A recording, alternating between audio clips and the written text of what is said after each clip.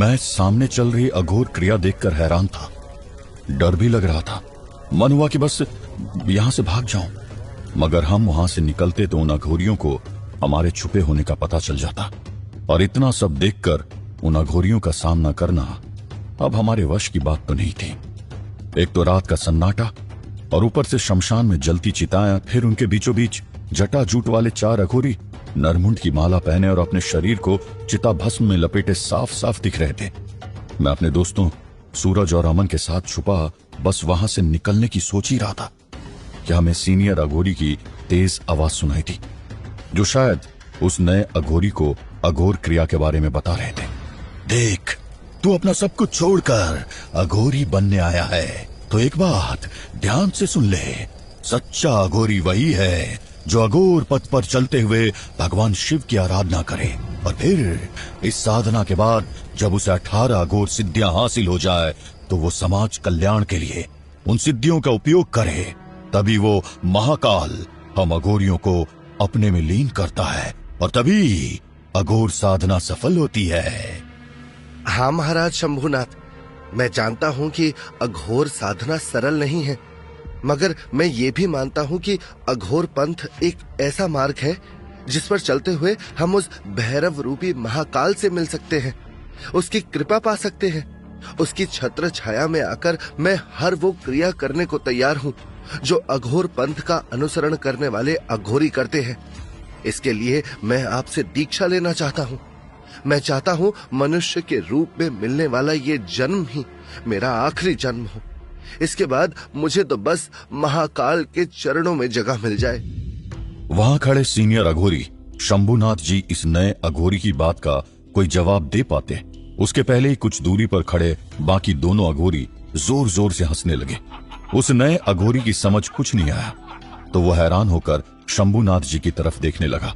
उसकी उलझन को देखते हुए उन दोनों अघोरियों में से एक ने कहा, जीवन मरण के फेर से मुक्त पाना इतना आसान है क्या? और अघोर पंथ का अनुसरण भी तो आसान नहीं। तुझे क्या लगता है, तू यहाँ शमशान में आकर बैठ गया, नरमुंड की माला पहन ली, अपने शरीर को चिता भस्म से ढक लिया और बस बन गया अघोरी? अरे अभी तो पूरी ट्रेनिंग करनी पड़ेगी तुझको, तब जाकर तुझको अघोरी दीक्षा दी जाएगी। उसके बाद अघोरियों का बीज मंत्र जपते हुए कई साधनाएं करनी पड़ेंगी। साधना सफल हुई तो तुझे शक्तियां भी मिलेंगी। जब पूरी 18 शक्तियां हासिल कर लेगा ना, तब जाकर तेरा मिलन भगवान भैरवनाथ से होगा।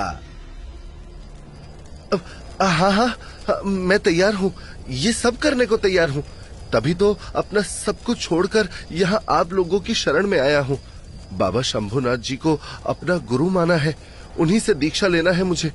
उन्हीं के संरक्षण में मैं सारी साधनाएं भी करूंगा। ठीक है, तुझे दीक्षा लेनी है, ले लेना, मगर उसकी एक प्रक्रिया है। जब तक मुझे यह भरोसा न हो जाए कि तू सच में अघोरी बनने के लिए ही यहाँ आया है और अघोरी बनने लायक है, तब तक मैं क्या, कोई भी अघोरी तुझे दीक्षा नहीं देगा। अभी कुछ दिनों तक तू ये सारी क्रियाएं कर जो एक अघोरी करता है।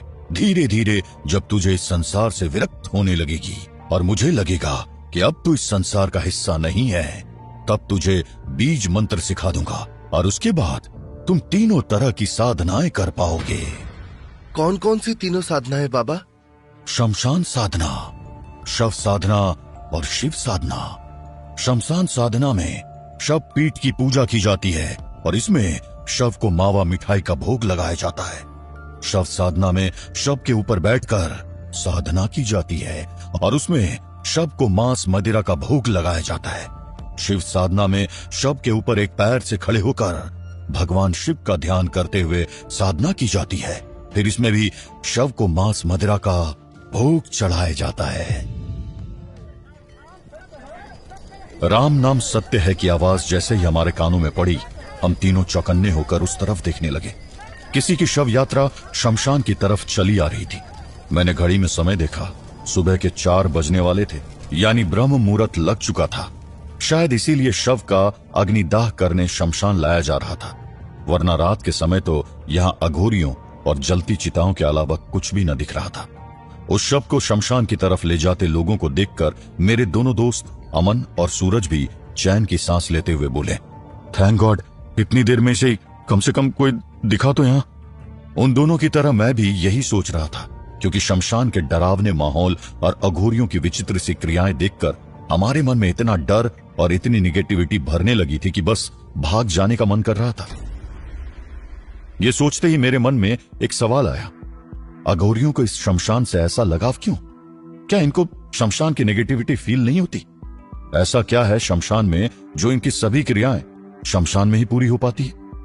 यह ख्याल आते ही मैं फिर उन अघोरियों को देखने लगा, मगर यह देखकर हैरान रह गया कि अब वहां सिर्फ एक सीनियर अघोरी ही था। बाकी सारे अघोरी अचानक जैसे गायब हो गए थे। हमने आसपास देखा तो बहुत दूरी पर बिल्कुल गंगा किनारे पर हमें बाकी सारे अघोरी दिखे, मगर अब वे इतनी दूर थे कि इस शटर के पास छुपे रहकर उनकी बातें सुनना पॉसिबल नहीं था। तो हम सब ने अपना ध्यान वापस शमशान में अपनी साधना कर रहे शंभुनाथ बाबा पर लगा दिया।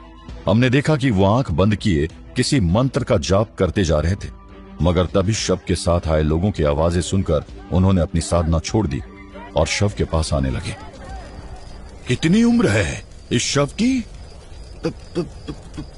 25 बरस। ये सुनते ही वह अघोरी बाबा शव की तरफ देखने लगे जैसे उन्हें कोई बड़ी बढ़िया चीज मिल गई हो। उन्होंने आगे आकर उस शव के माथे पर हाथ रखा और आंखें बंद करके कुछ बुदबुदाने लगे। ऐसा करते हुए उनके चेहरे पर एक अलग ही चमक दिख रही थी।